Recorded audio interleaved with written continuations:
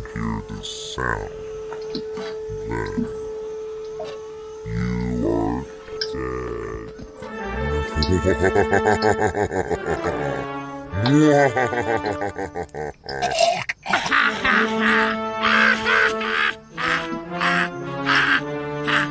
Nah, I'm just messing with you. Anyway, how the hell are you, mortals? And I don't mean mortals in any good way. Now, allow me to introduce myself. Folks around here, they call me as... That is to say, I'm known as... Screw it. I call myself Gregor the Gravedigger. You know, that very dead cemetery head. Some bileless bird from the graveyard. An old-fashioned swamp psychopomp. Your friendly mourner from Wickham Corner. Or as my neighbor Morden so eloquently puts it, that mud-brained creep from Boggy Creek. Reminder, hang, still beating hurt. Wait, no, wait. Organs. Goblin organs from Morden's bird feeder.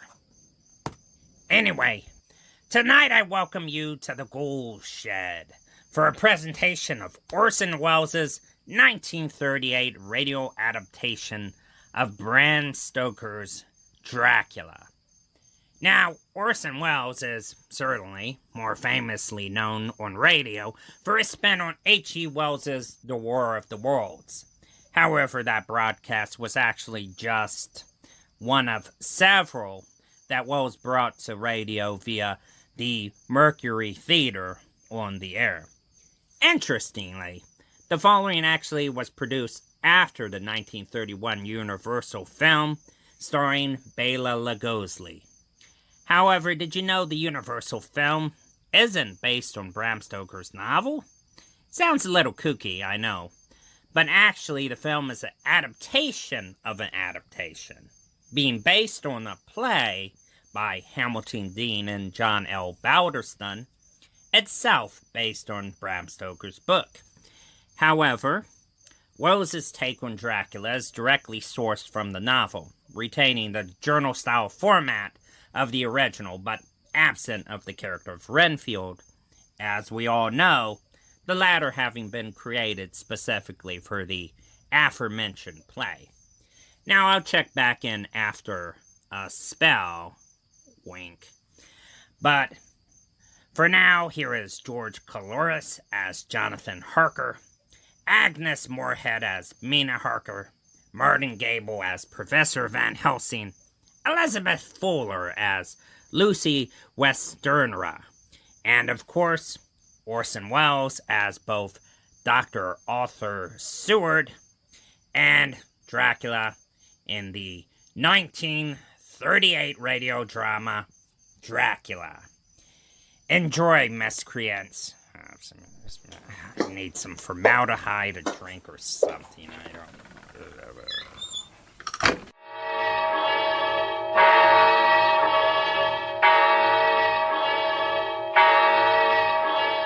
Mercury Theater on the Air presents Orson Welles as Count Dracula in his own version of Bram Stoker's great novel, Dracula.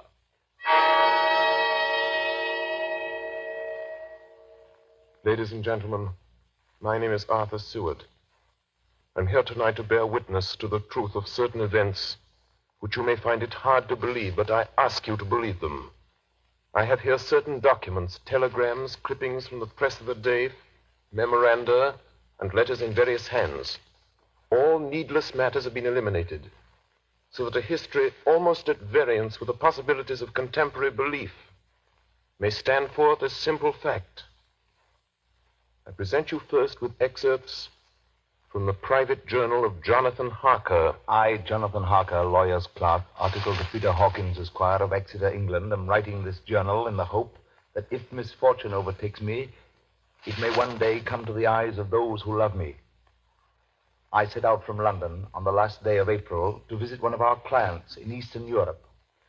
On May the 3rd, I arrived in Budapest and came after nightfall to Klausenburg on the borders of Transylvania. At Bistritz, there was a letter of welcome for me from our client, informing me that his carriage would await me at the Borgo Pass. It was signed Dracula.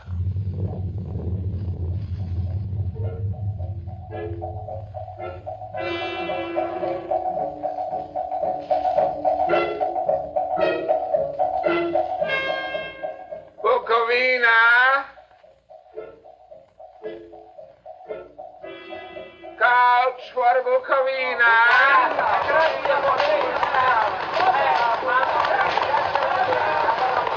The road was rough, but still we seemed to fly over it with feverish haste.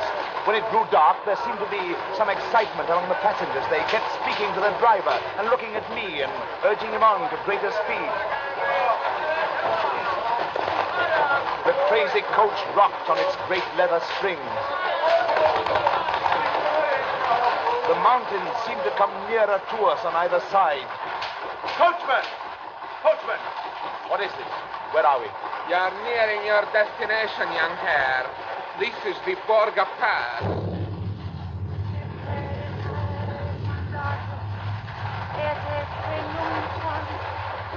There were black, rolling clouds overhead, and in the air the heavy, oppressive sense of thunder.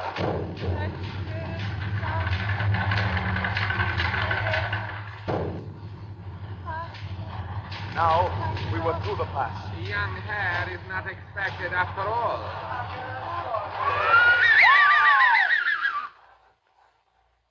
You are early tonight, my friends. A caleche with 4 horses had drawn up beside us. Let me help you, sir. The coachman smiled, and the lamplight fell on a hard-looking mouth with very red lips and sharp-looking teeth as white as ivory. We began to move. I looked back. The coach and its load of passengers had vanished from sight. We swept into the darkness of the pass.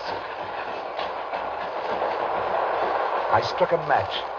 It was within a few minutes of midnight. And then a dog began to howl somewhere far down the road. The wind was rising. It moaned and whistled through the rocks, and the branches of the trees clashed together as we swept along. It grew colder and colder still, and fine powdery snow began to fall. The baying of wolves sounded nearer and nearer, as though they were closing round us from every side. We kept on ascending, always ascending. The howling of wolves was growing less. Presently, it ceased altogether. And just then, the moon broke through the black cloud. There's a ring of wolves running alongside the carriage, in silence, with white teeth and lolling red tongues, with long sinewy limbs and shaggy hair. Welcome to my house. I must have fallen asleep. The carriage had pulled up in the courtyard of a vast ruined castle. The coachman was nowhere to be seen. Welcome to my house. Come freely, go safely, and leave something of the happiness you bring. Count Dracula? I am Dracula. His face was strong, very strong, aquiline. The mouth, so far as I could see under the heavy mustache, was fixed and rather cruel-looking, with peculiarly sharp white teeth. You hear them, Mr. Harker. The wolves? The children of the night, as you say, Mr. Harker. The wolves. Listen. Come now. There are many things you must tell me tomorrow. Of England and of the estate there you have purchased for me. Why, yes. The estate is called Carfax, I believe. Yes, that is so. But now I will detain you no longer. You will find your room in readiness. And I advise you not to leave it during the night.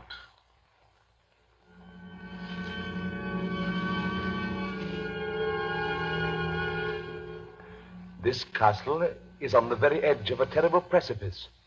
A stone falling from the window would fall 1,000 feet without touching anything. I explored.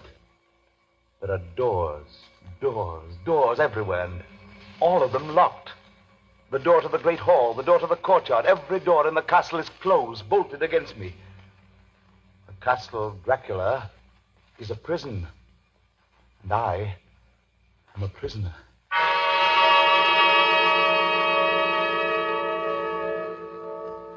The next night, I couldn't sleep. So after a few hours, I got up and, lighting my candle, I placed my shaving mirror on the dressing table and was just beginning to shave. You seem restless, Mr. Harker. I hadn't seen him, although the reflection of the glass covered the whole room behind me. I turned to the glass again. Count Dracula was close to me, and I could see him over my shoulder, but there was no reflection of him in the mirror. It was blank. I started and cut myself on the side of the throat. The blood was trickling down my neck. Count, my mirror! The blood! The blood! Wipe the blood from your face, Mr. Harker. And take care how you cut yourself. It is more dangerous than you think in this country.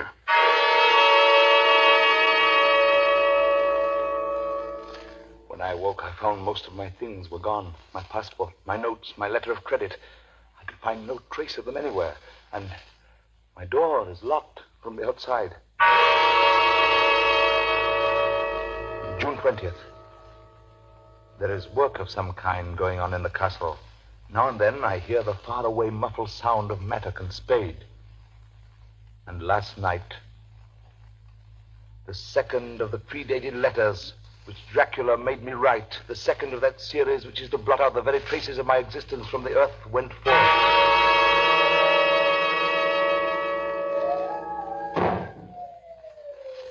Count Dracula. Yes, my young friend. Well, what of me? When am I free? When can I leave this place? Free? Mr. Harker, you're always free. You want to leave? Would you like to leave tonight? Yes, in God's name. My dear young friend, not an hour shall you wait in my house against your will. Come, follow me.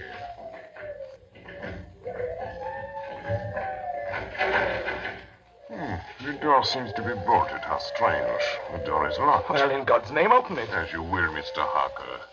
You English have a proverb which is very close to my heart. Welcome the coming, speed the parting guest. Good night, Mr. Harker.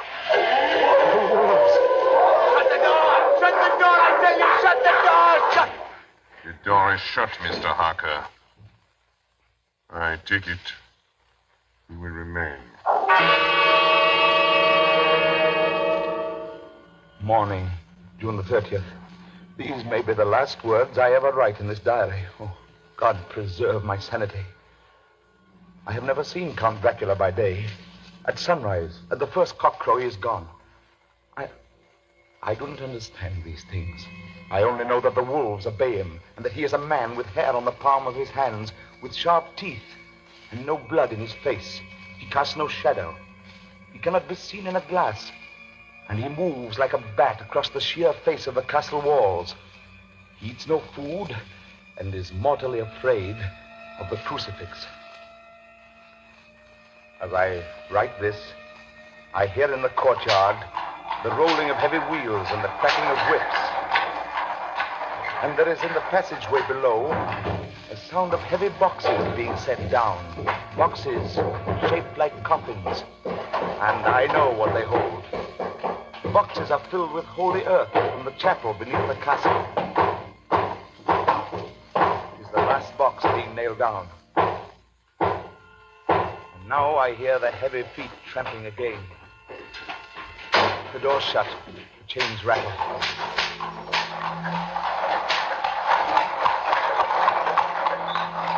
In the courtyard and down the rocky way, the roll of heavy wheels, the crack of whips.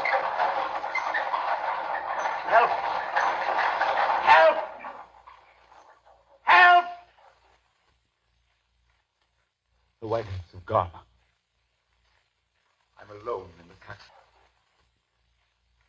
I'm alone in the castle. I'm alone in the castle. I'm alone. I'm alone. I'm alone.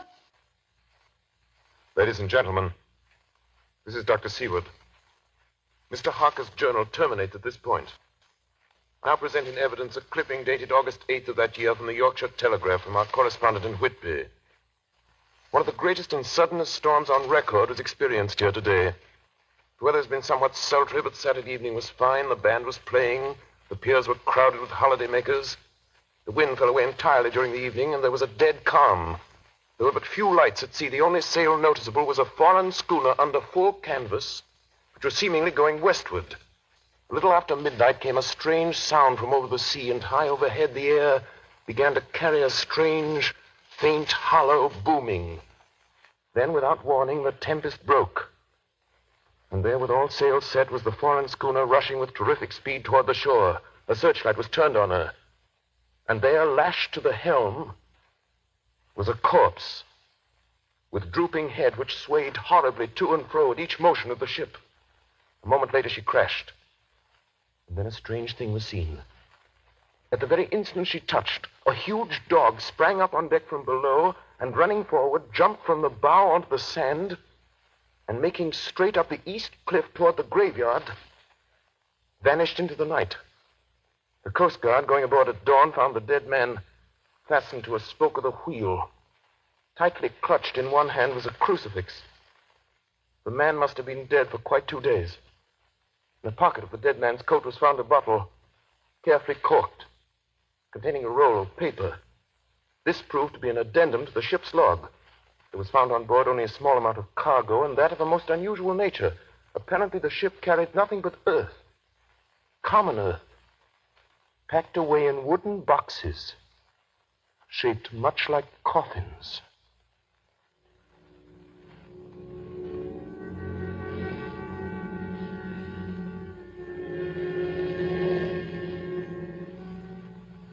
Log of the Demeter, July 6th.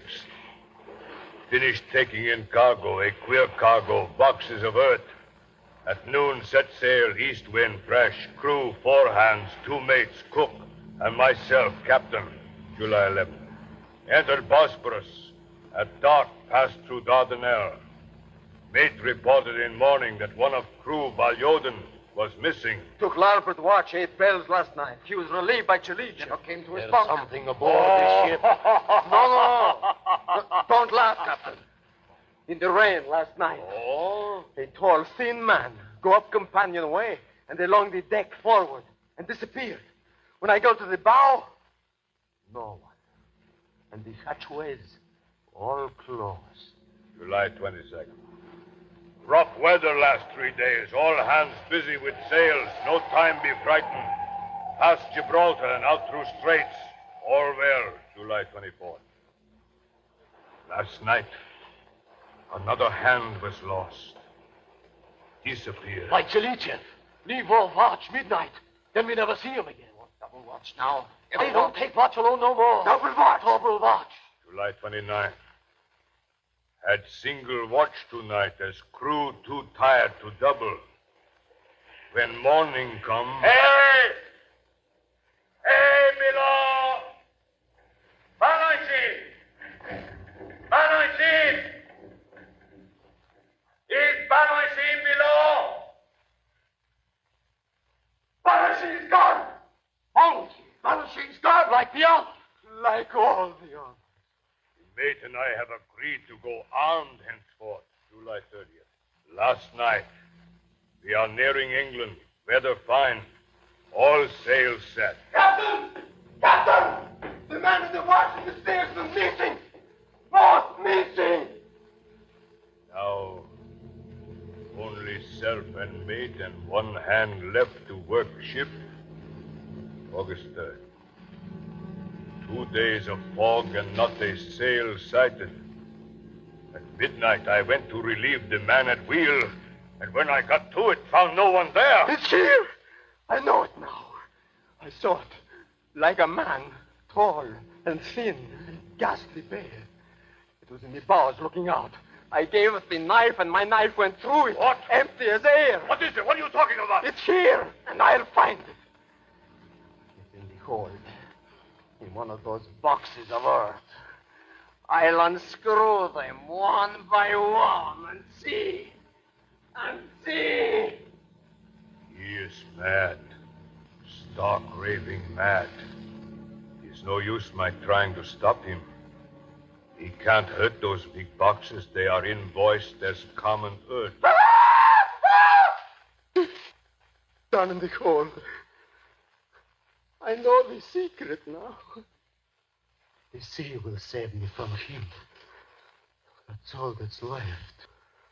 That's all that's left. August 4. I am all alone on my ship. And still the fog. I dared not go below. I dared not leave the helm. So here all night I stayed, and in the dimness of the night, I saw it. I saw him. God forgive me, but the mate was right to jump overboard. It was better to die like a sailor in the blue water. But I am captain, and I must not leave my ship. I shall tie my hands to the wheel when my strength begins to fail. And along with them I shall tie that which it dare not touch, my crucifix. I am growing weaker, and the night is coming on. God and the Blessed Virgin help a poor ignorant soul trying to do his duty.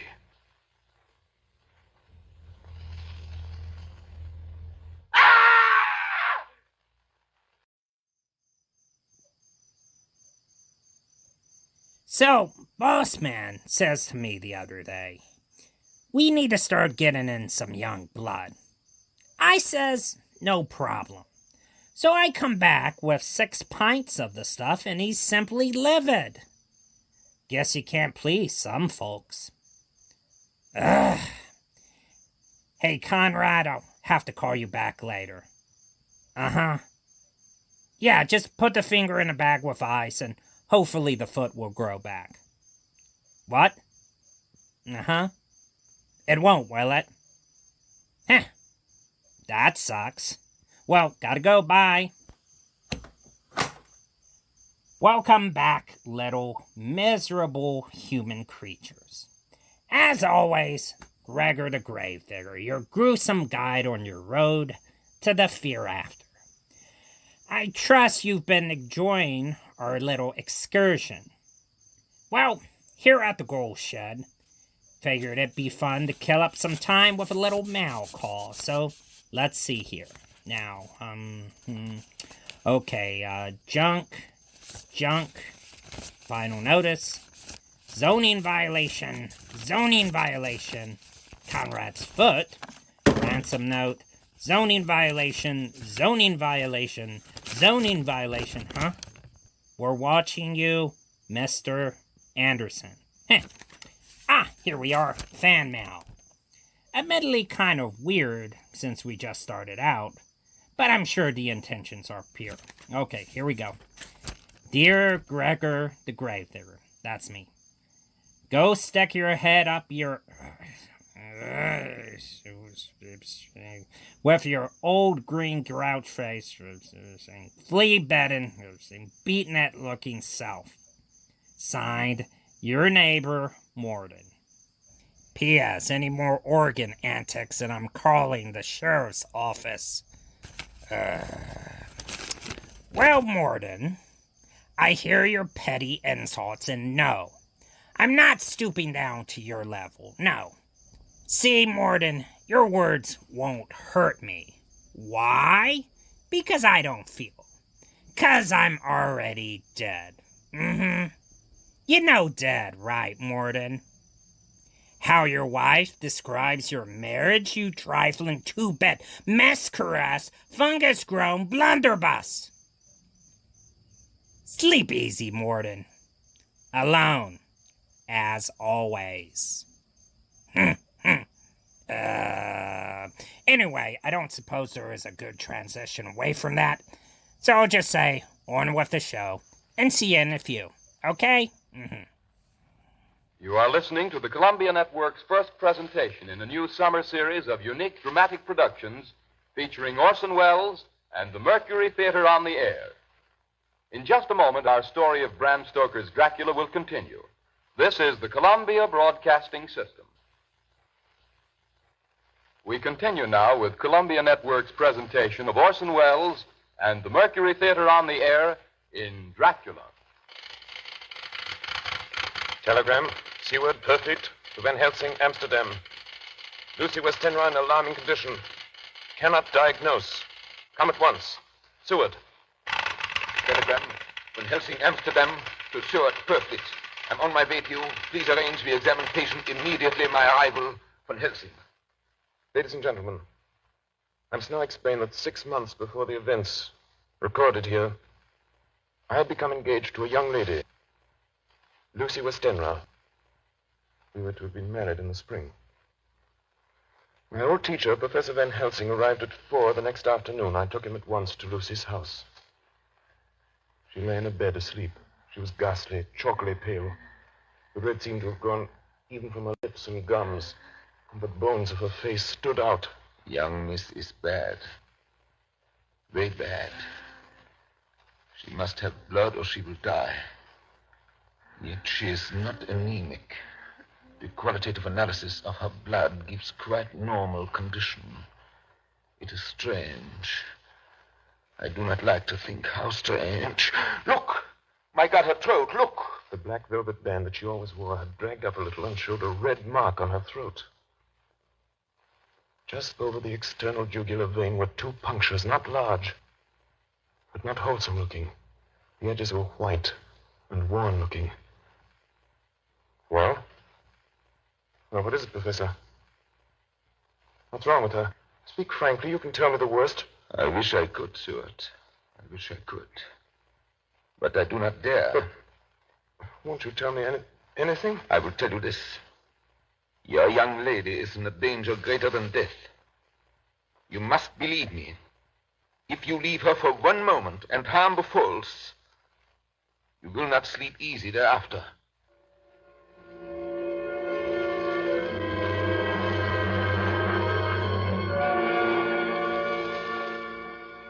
September 8. I sat up all night with Lucy. Arthur, I'm afraid. My dear, you can sleep tonight. I'm here watching you. Nothing can happen. And I promise if any sign of bad dreams, if I see anything, I'll wake you at once. Will you really? Then I'll sleep.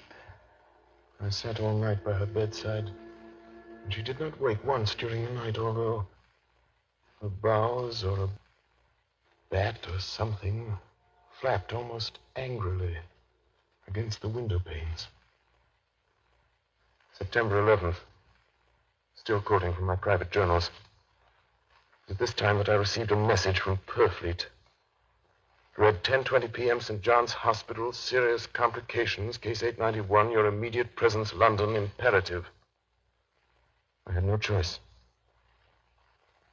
Sometime later, a paper was found among Lucy Westenra's belongings. I write this and leave it to be seen so that no one may by any chance get into trouble through me. I went to bed as usual, taking care that the window was closed, as Dr. Van Helsing had directed. About 2 a.m, I awakened. I went to the door, called out, "Arthur! Arthur!" There was no answer. Something's broken the window. I'm in the room, alone. I dare not go out. The house seems empty. The air is full of specks, floating, circling in the draught from the window. And the light burns blue, dim. What am I to do? Something very sweet and very bitter all around me. And I seem sinking into deep water. And there's a singing in my ears. You shall be flesh of my flesh, blood my blood. September 12th. Late. Only resolution and habit can let me make an entry tonight. We found her sprawled on the floor. There was a draft in the room from the broken window. Her throat was bare, showing the 2 wounds, looking horribly white and mangled.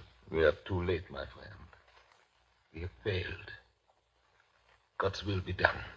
She's dying. Yes. She's dying. Stay beside her. It will make much difference, mark me. Whether she dies conscious or in her sleep.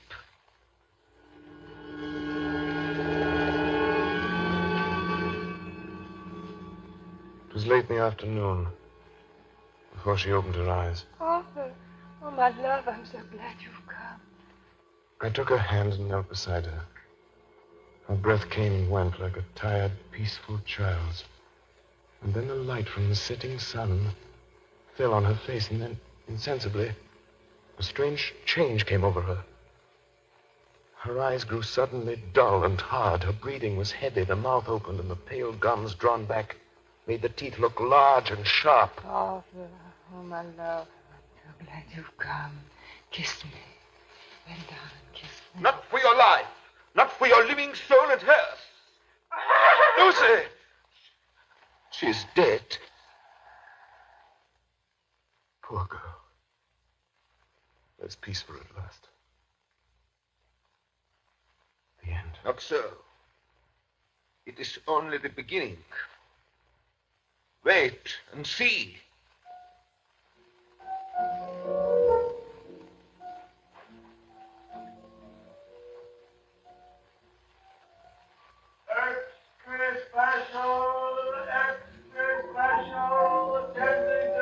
The Westminster Gazette, September 25th. A Hempstead mystery.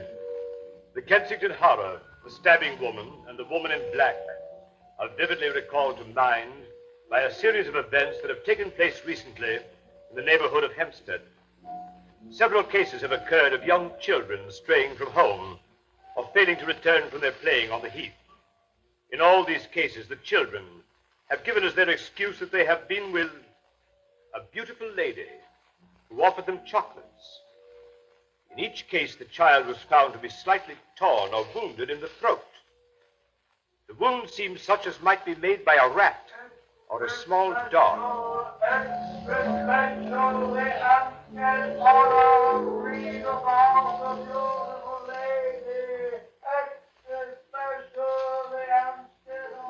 The Hempstead horror.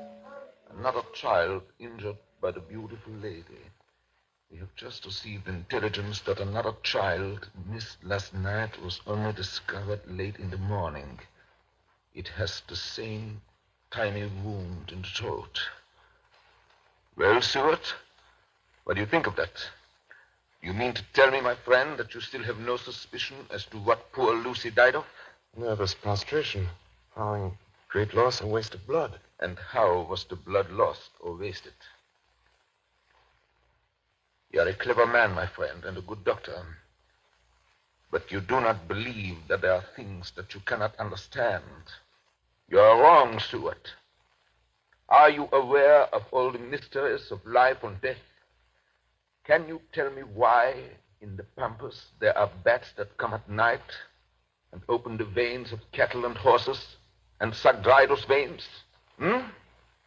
How in some islands of the western seas there are bats which hang on trees all day, and then when the sailors sleep on deck because it is hot, flit down on them, and then in the morning are found dead men as white as Miss Lucy was?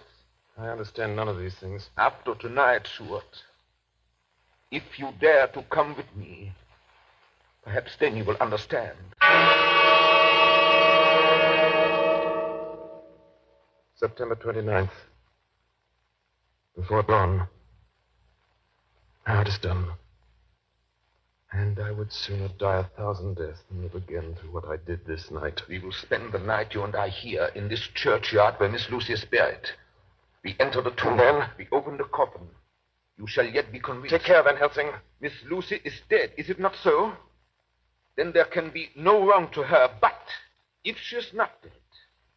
With some difficulty, we found the Westenra tomb. I took up my place behind a yew tree on one side of the tomb, Van Helsing on the other. I was chilled and frightened. Suddenly, I saw something moving between two yew trees, a dim white figure which held something at its breast. The figure stopped. I could not see the face, for it was bent down over what I saw to be a fair-haired child. There was a sharp little cry, such as a child gives in sleep, or a dog as it lies before the fire and dreams. Then the thing saw us. She drew back with an angry snarl. The lovely blood-stained mouth grew to an open square. If ever a face meant death, I saw it at that moment. Then suddenly she turned and vanished in the direction of the tomb. Child is not harmed. We leave him in a safe place where the police find him. There's more to do. Come. Now we were in the tomb. Then in the coffin. The thing lay like a nightmare of Lucy, the pointed teeth, the blood-stained mouth. Van Helsing never looked up. From his bag he took out a book, his operating knives, a heavy hammer, and a round wooden stake, some 2 or 3 inches thick, sharpened to a fine point, and hardened over a fire. Stuart, the life of this unhappy woman is just begun. When she become what you call undead, there comes with the change the curse of immortality. She cannot die, but must go on age after age, adding new victims. Because all that die from the preying of the undead become themselves undead and prey on others. So the circle goes on, ever widening as the ripples from a stone thrown in the water. But if this lady, this undead, be made to rest as true dead, then the soul of the poor lady whom we love shall be again free. Tell me, what am I to do? Take this stake in your left hand, the hammer in your right. Yes? Place the point over the heart. Yes? Then, when I begin the prayer for the dead, in God's name strike. Oh. Are you ready? Now, Domine Jesu Christe, Fili de vivi, qui in manus tuas ex voluntate Patri.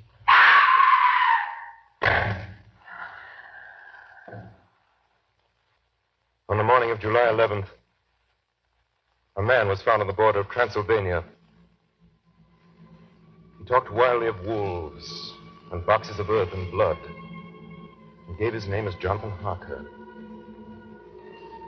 In the hospital at Klausenberg, he improved sufficiently to make possible his removal to England.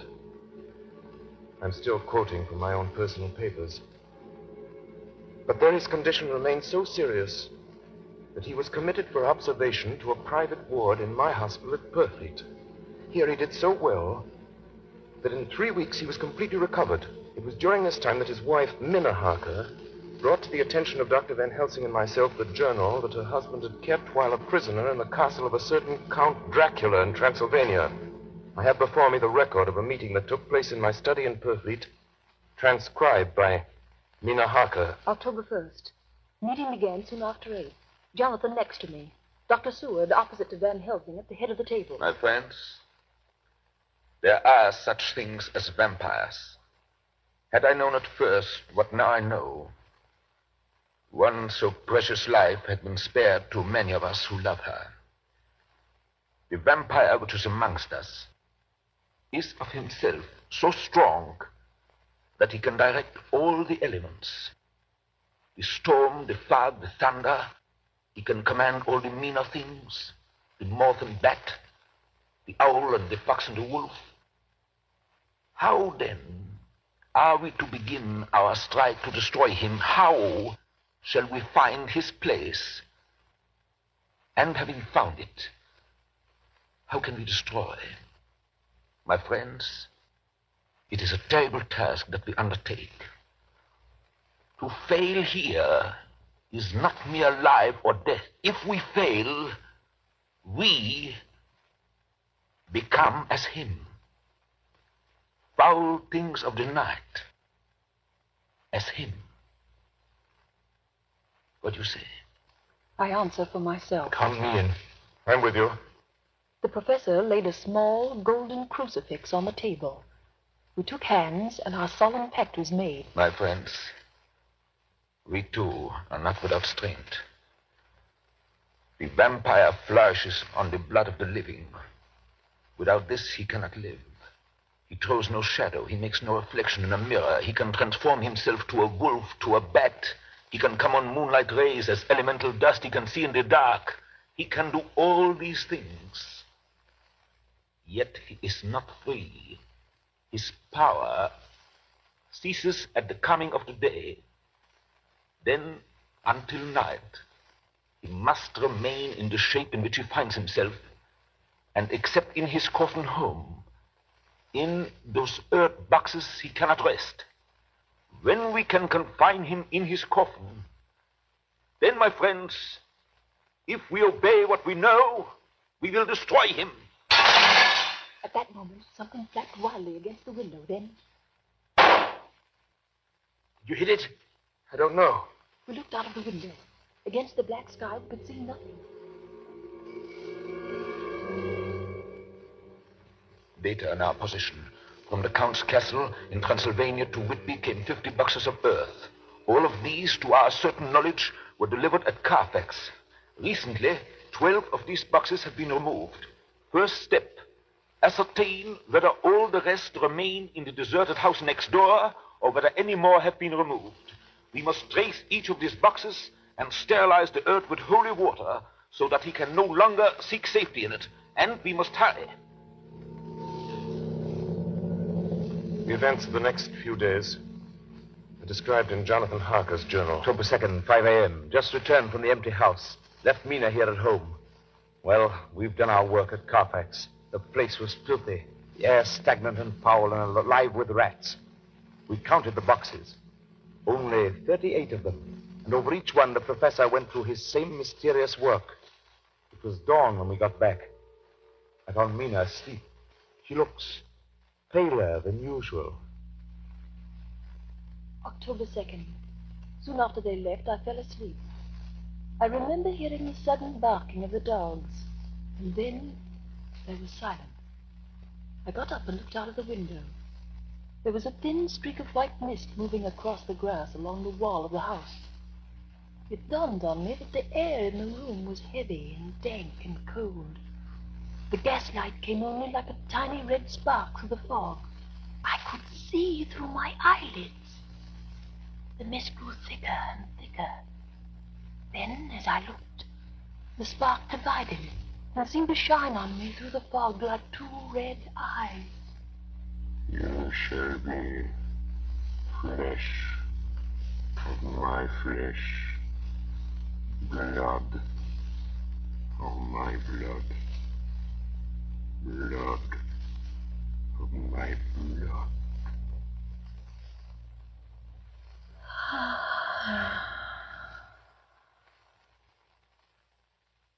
October 2nd, 8 p.m. We're on the track. 12 boxes were delivered last week to an empty house at 347 Piccadilly. My dear friends, until the sun sets tonight, Dracula must retain whatever form he now has. We have this day to hunt out all his lairs and sterilize them. Then he will have no place where he can move and hide. But we have only until sunset.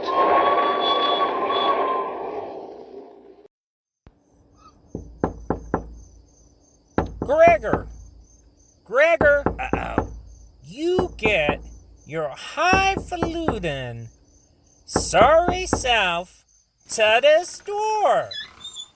Oh, hello, Officer Boyd. Lovely morning. How are the kids?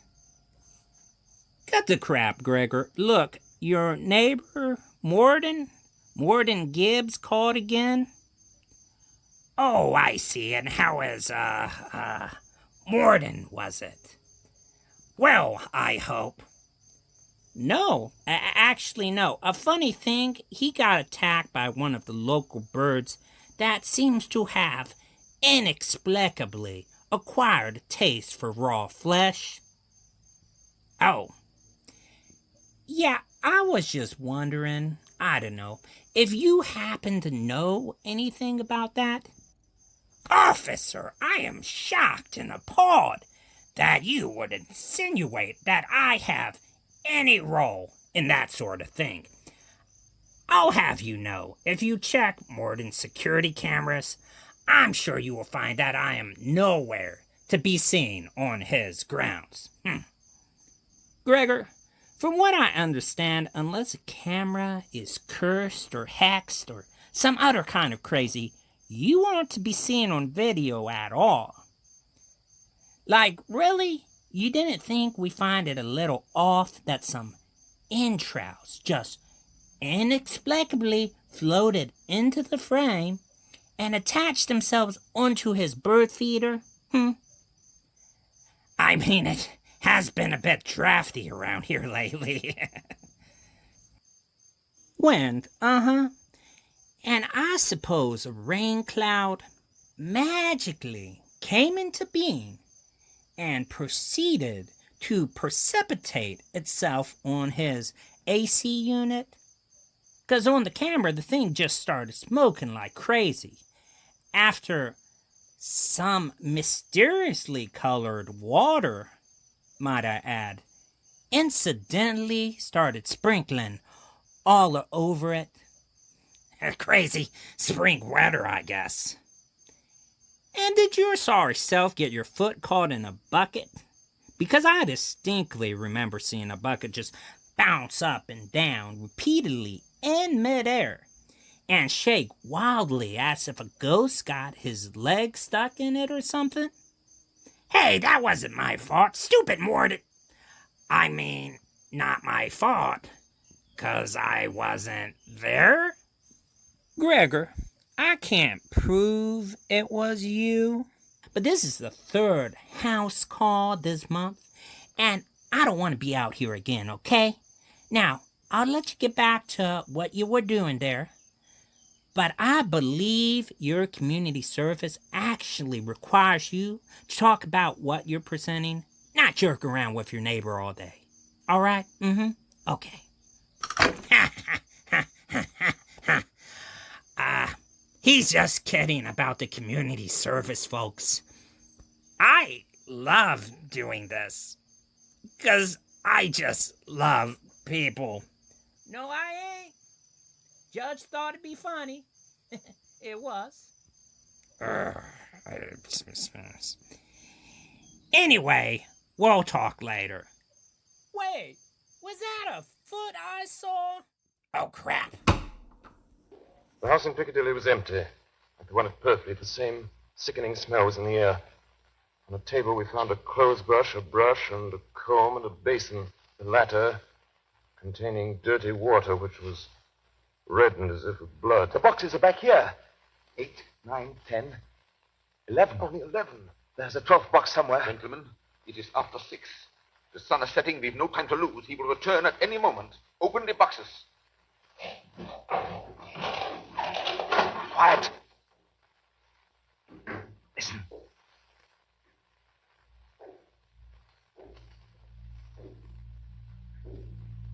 Be ready.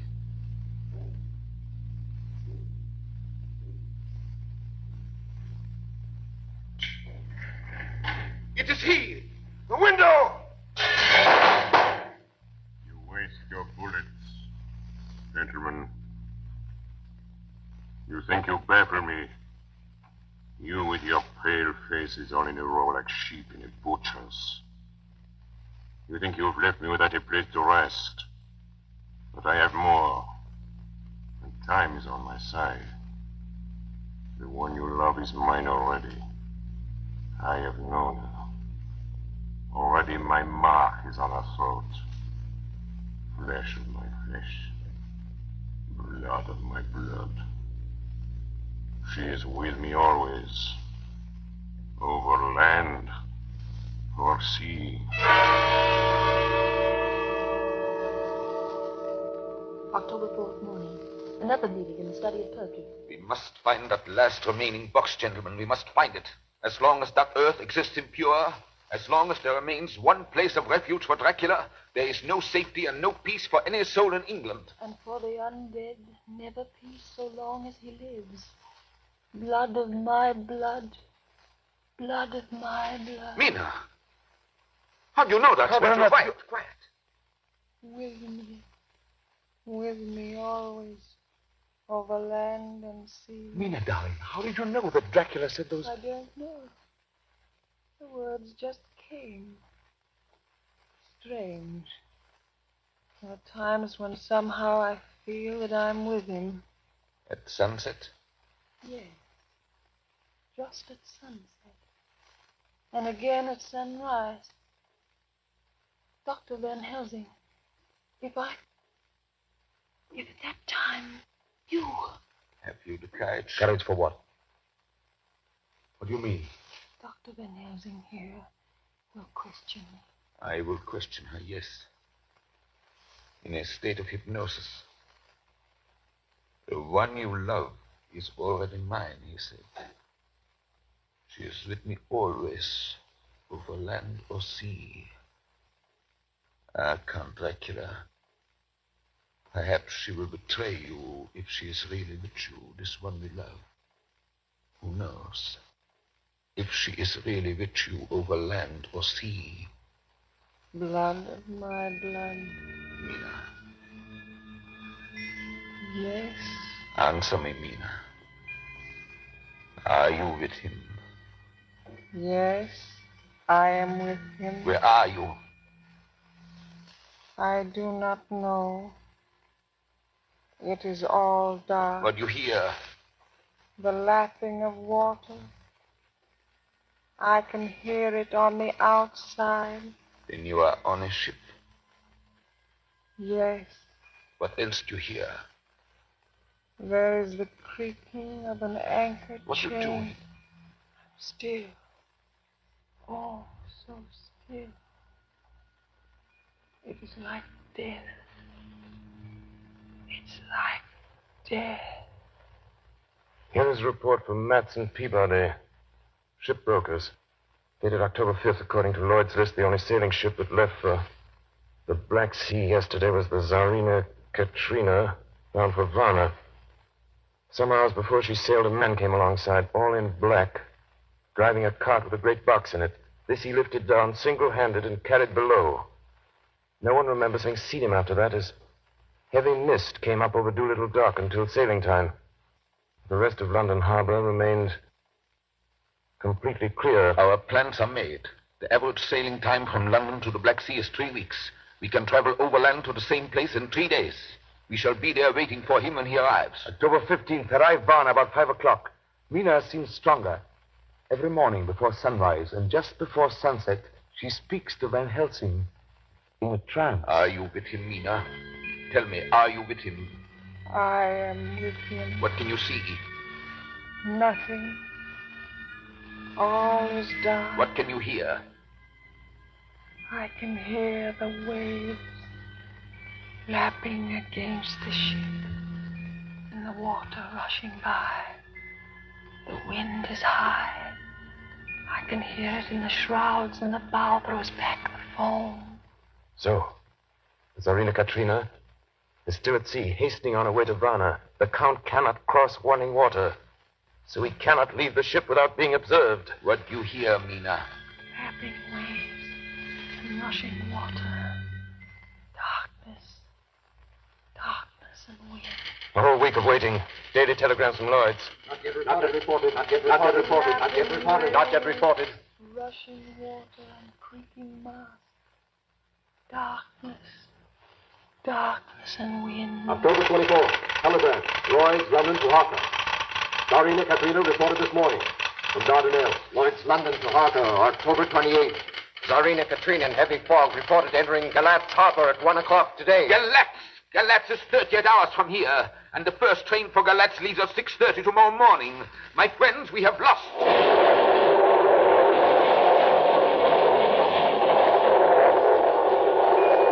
am with him.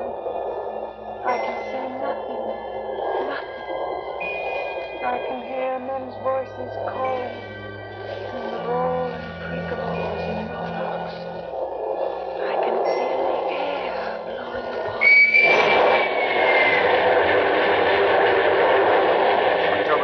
14th, evening. We are due between 2 and 3 in the morning, but already at Bucharest we are 3 hours late. Something's going on. I can feel it pass me like a cool wind. I can hear far-off confused sounds. Men talking in strange tongues. Here's falling water and the howling of wolves. There's another sound. A queer sound. Light. Light. Like what? Speak, Mina. Speak, I command you. I command you to speak.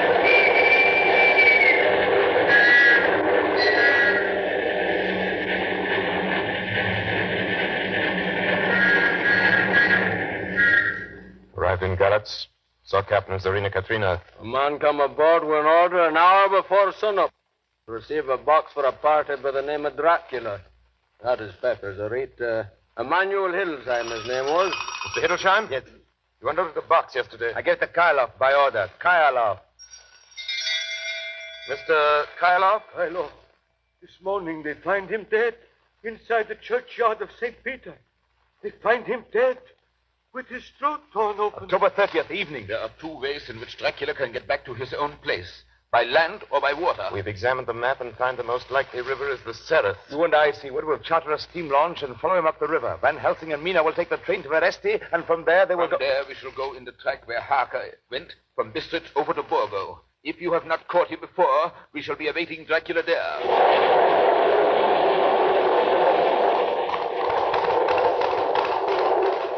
October 31st. We arrived at Veresti at noon, Van Helsing and I. Got a carriage here, and we start in an hour. Our enemy is still on the river.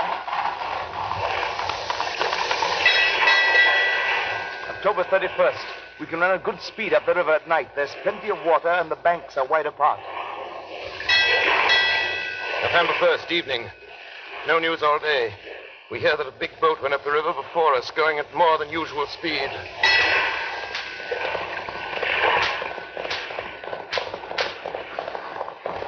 November 4th. All day driving. The country gets wilder as we go. By morning, we shall reach the Borgo Pass. November the 4th, evening. We've left the launch. We've got horses, and we follow on the track along the river. We are armed. Look! Quick! There they are now! Heading west! With the dawn, we could see the Slovaks some miles before us, dashing along the river with their wagon. On it is the great box.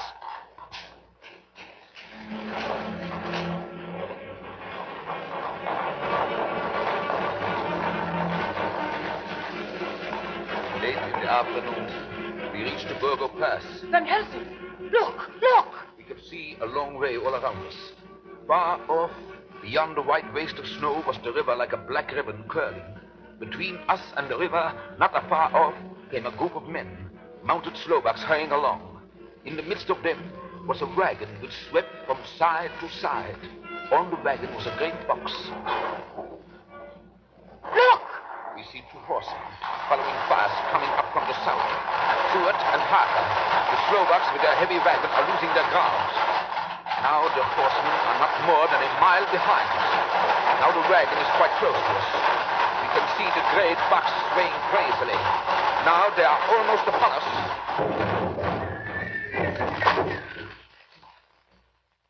Now has happened a strange thing. The wagon smashed into a great rock bed in the snow, lost its front wheels, and turned over on its side, jammed against a stone. The horses tore loose from their traces and bolted, and the Slovaks scatter and vanish after them. Then silence. Silence like comes after ringing a bell. Look.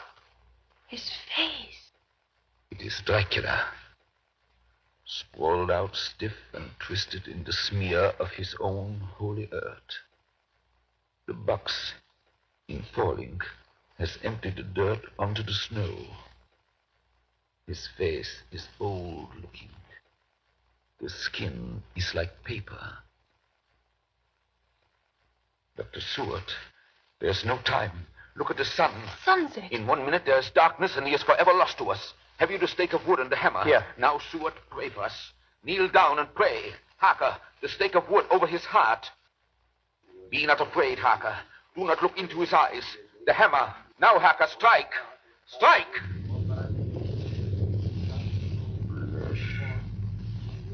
Flesh of my flesh.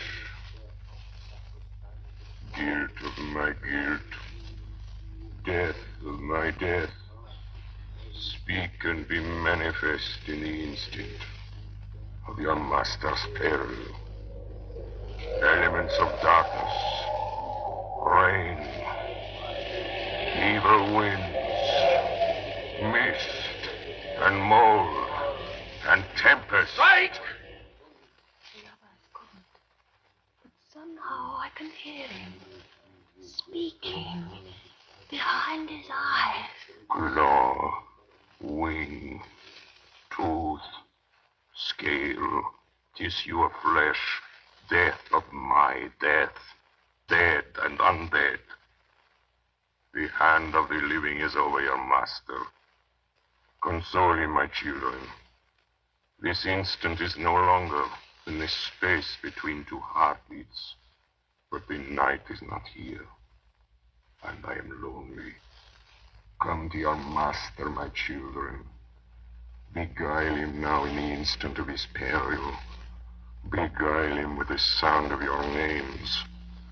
Claw, wing, tooth, scale, tissue of flesh. Strike, Harker, strike! There is one very dear to me who has not answered. My love, Mina. There is less than a minute between me and the night.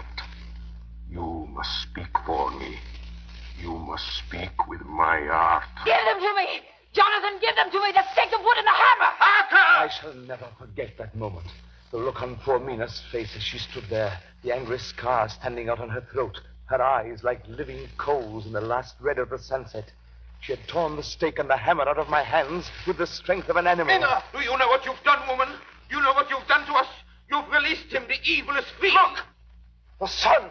As we looked down at Dracula, the eyes saw the sinking sun, and the hate in them turned to triumph.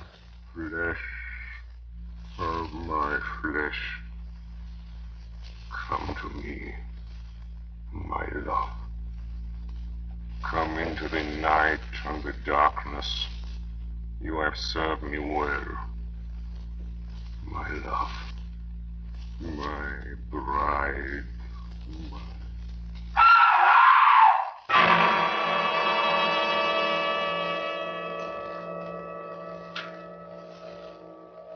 Ladies and gentlemen, all the evidence in this case is now before you. I've added nothing.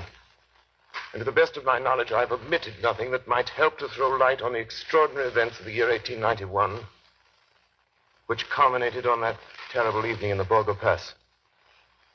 There remains only this one last report. When Mina Harker seized the stake and hammer from her husband, I believe she was under some form of hypnosis. She herself remembers nothing. But whatever influence was at work on her, she must, at the last moment, have rejected it. For at the exact instant the sun disappeared, it was Mina Harker who drove the stake through the heart of the thing that called itself Dracula. At that same instant, even as we looked, the wound on the side of her throat was no more. As for Dracula, before the scream of the creature had died from our ears, the whole body crumbled into dust and passed from our sight. In the final moment of dissolution, there was in the face a look of peace, such as I never could have imagined might have rested there.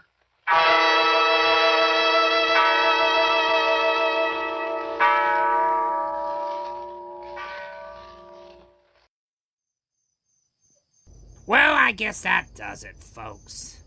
Another sad, terrible ending, where naturally humans have to win, monsters lose. Can't express how tired I am of such cliche, unimaginative writing such as that. Don't get me wrong, it had its moments. Meaning, I like the part with the wolves. But I tell ya, what was supposed to be an inspiring story of a struggling immigrant making his home in a new land, after overcoming obvious differences, might I add, was turned to some humdrum tale of mob justice bent on murdering someone whose only crime was trying to survive. What is this world coming to? It ain't safe, is what I'm trying to say. It's not safe for monsters if you come at us with pitchforks and, what do they use? No, nobody has a pitchfork. No. In rural Virginia, people have pitchforks, but not like in the cities. Like, here, everybody's got a pitchfork. What am I talking about? I mean, I found a pitchfork in me last week. That was a night. But yeah, that's the situation. That's how I see it. And from what I can understand, the only logical conclusion. Anyway, I'm Gregor. Regards from the Gregor. Oh, I'm almost done with this thing. Oh, crap. Gregor! Officer Boyd, I wasn't expecting you back so soon. Gregor, could you explain something to me? Funny how all of our conversations seem to start out that way. Almost like you don't trust me. Huh. Okay, whatever Morden told you. Gregor, we found a foot. Oh.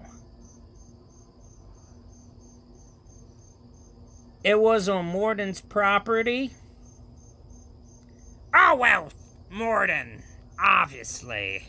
You know that person's not right. You should really investigate that. Yeah, we did. We noticed, property of Gregor Mortis written on the bottom of it. Which, I mean, I don't write stuff on body parts, but it seems like an odd thing to do. Oh, that. Officer, I'm clearly innocent and framed on this. Well, we found the foot inside of his house. Apparently it had been hacked through his window. Oh, I mean, clearly something's not right. Yeah, I'm gonna need you to come with me. Crap.